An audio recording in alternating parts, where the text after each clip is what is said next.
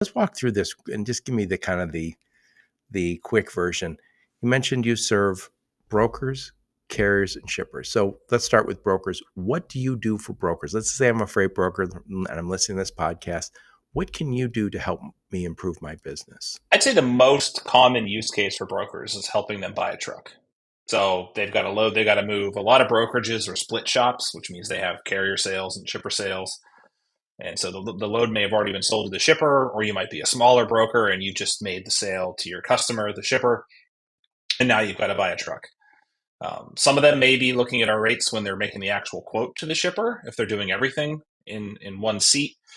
But ultimately, we collect and aggregate $1 trillion now of historical market data and use that to infer prevailing market rates in given markets. So it's a great starting point. I to people at cocktail parties or Cub Scout events, of which I am a den leader.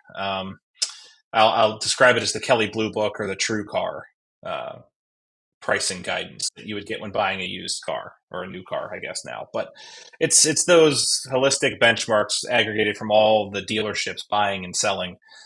It's the same deal with how brokerages are buying and selling out there.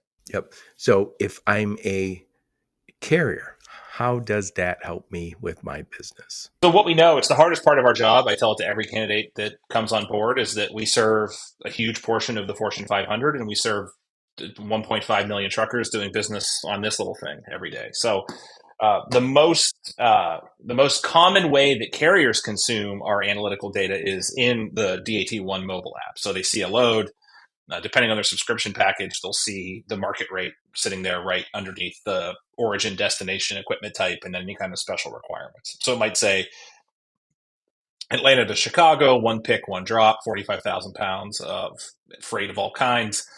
And DAT is reporting the market rate on that lane at $2.25 a mile. That's how a carrier typically consumes it, right? They're very transactional in nature.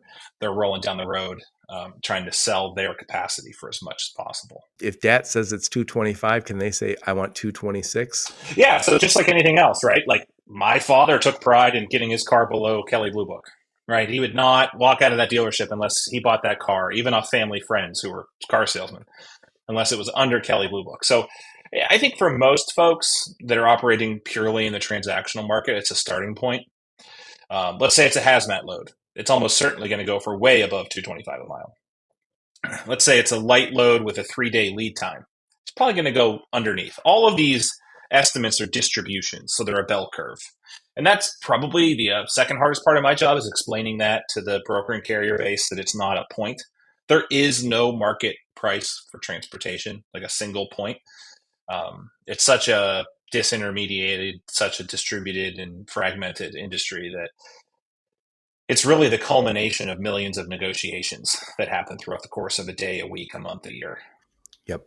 So let's say I'm a shipper and I say, yes, why should I use DAT? And I know you have some new tools and we'll talk about those in a minute, but in general, what do shippers get from working with DAT? So those common shipper use cases, they sign up with us, we onboard them, they send every single North American truckload, LTL, and intermodal transaction that they handle on a weekly basis. And we run that through our advanced AI models, and it spits back what they should have paid to move that load. So for shippers, it's very much a benchmarking. They're largely out there looking out ahead over the horizon. If a shipper's moving most of their freight in the spot market, they're in a pretty bad way, right? Most shippers are maybe moving 10 to 15% in this market on the spot, and a lot of that goes through brokers. So I think 85+% of our shippers are looking down the road, what lanes are performing well, what lanes are performing poorly, what carriers are performing well, what carriers are performing poorly. And they're using it to guide their business that way.